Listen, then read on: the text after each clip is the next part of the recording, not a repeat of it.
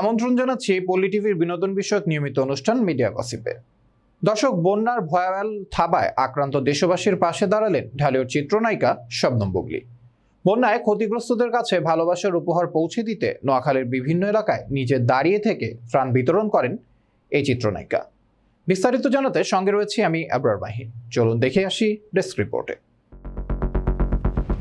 বৃহস্পতিবার ফেসবুকে একটি স্ট্যাটাসের মাধ্যমে সবাইকে বন্যা আক্রান্তদের পাশে দাঁড়াতে অনুরোধ করেন শবনম বুবলী।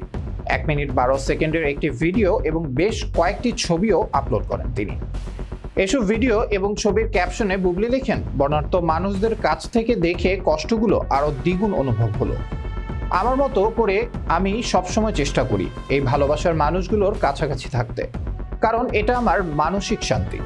বুবলী আরও লেখেন, সত্যিকার অর্থে সবার একাত্মতা ও ভালোবাসায় বন্যায় বিপদগ্রস্ত মানুষগুলোর জন্য ঢাকায় প্রচুর উপহার সামগ্রী জমা হয়েছে, কিন্তু তাদের কাছে এসব পৌঁছানো এখন সবচেয়ে বড় চ্যালেঞ্জ।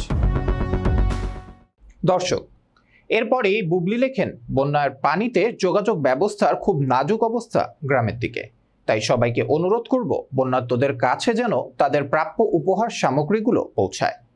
সবশেষে বুবলী লেখেন, আসুন বন্যার্তদের মাঝে উপহার পৌঁছে দিতে সবাই মিলে সহযোগিতা করি।